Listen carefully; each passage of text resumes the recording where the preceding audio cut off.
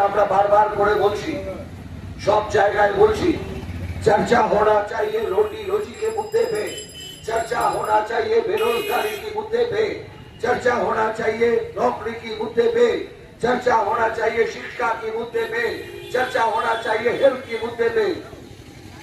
शिक्षा নিয়ে আলোচনা হোক, বিতর্ক হোক। কতগুলো প্রাথমিক বিদ্যালয় ছিল কংগ্রেস আমলে এই নোয়াপাড়ার বুকে?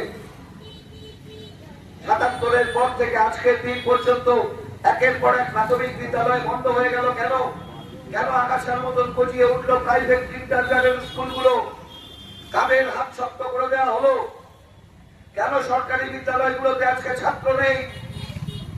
আলোচনা হোক এগুলো। তা না করে আলোচনা সকাল থেকে রাত পর্যন্ত কেন্দ্রে যারা বসে রয়েছে আর রাজ্যে যারা বসে রয়েছে, মানুষের মধ্যে ধর্মীয় মেরুকরণ, মানুষের মধ্যে ধর্মীয় ভেদাভেদ, জাতি নিয়ে ভেদাভেদ, ভাষা নিয়ে ভেদাভেদ, আর ভোটটাকে পকেটে তুলে হোক না আলোচনা এগুলো। আমি রাজি আছি কংগ্রেস প্রার্থী হিসাবে, অন্য প্রার্থীরা আসুন, হোক, প্রকাশ্য আলোচনা হোক, সুস্থ বিতর্ক হোক, গঠনমূলক বিতর্ক হোক, মানুষ শুনুন, মানুষ সিদ্ধান্ত নিন। আপত্তি থাকার কথা নয়। কোথায় পৌঁছে গেছে ব্যবসার অবস্থা? কোথায়?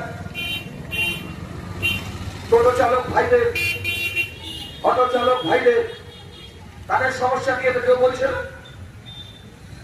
কেন বলছেন না? ছোট মাঝারি ক্ষুদ্র ব্যবসায়ী, তাদের সমস্যা নিয়ে তো কেউ বলছেন না। কেন বলছেন না? বলুন, আলোচনা হোক, বিতর্ক।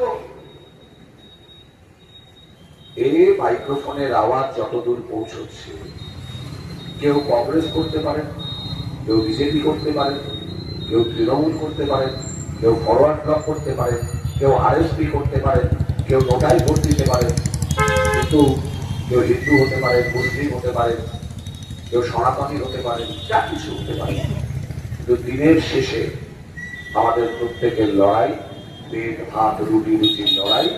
দিনের শেষে পেট ভাত রুটি রুচির প্রশ্নে আমাদের বেঁচে থাকার সংগ্রাম প্রত্যেকটা মানুষের। সে বিষয়ে কোনো আলোচনা নেই, সে বিষয়ে কোনো দিশা নেই, সে বিষয়ে আলোচনাকে ঘুরিয়ে দেওয়া হচ্ছে। সারা দেশে একই জিনিস, এই রাজ্যেও একই জিনিস।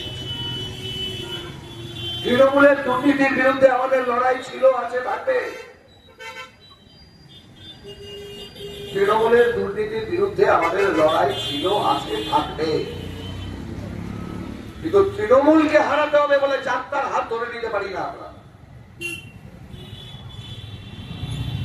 তৃণমূলকে হারাতে পারি আমরা। তৃণমূলকে হারিয়েছিলাম আমরা 2016-তে।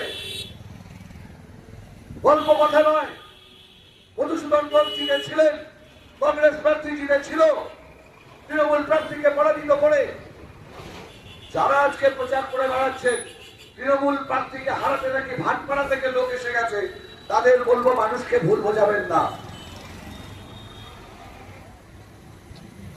বিশ্বাসঘাতকতা করলেন তৃণমূল বিরোধী ভোটারদের সঙ্গে। 2019 সাল, আজকের বিজেপি প্রার্থী, আমি বলছি এটা কোনো ব্যক্তিগত আক্রমণ নয়, এটা রাজনৈতিক আক্রমণ।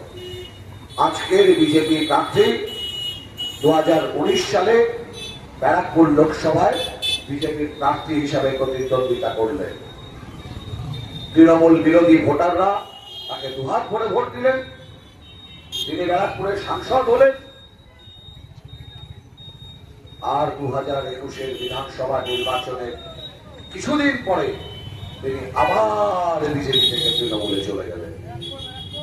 2024 সালে যেদিন তৃণমূলের প্রার্থী পদ ঘোষণা হচ্ছে ব্রিগেডের মঞ্চে, সেদিনও তিনি ভাটপাড়া থেকে বেরোলেন। তার গলায় তখন তৃণমূলের উত্তরীয়। ব্রিগেডের মঞ্চে গেলেন, তার নাম আর উচ্চারণ হলো না প্রার্থী হিসাবে, সোজা সেখান থেকে দিল্লি চলে গেলেন। আর যখন বাড়িতে ফিরলেন তখন তার গলায় পদ্মফুলের উত্তরীয়। বাড়ি থেকে বেরোলেন তৃণমূলের উত্তরীয় করে, আর টিকিট না পেয়ে বাড়িতে ঢুকছেন যিনি পদ্মফুলের উত্তরীয় করে। সেই মানুষটাকে যদি আবার তৃণমূল বিরোধী আবার পরশুদিন তিনি তৃণমূলে যাবেন না, তার গ্যারান্টি কে দিতে পারবেন? পারবেন তার গ্যারান্টি দিতে কেউ?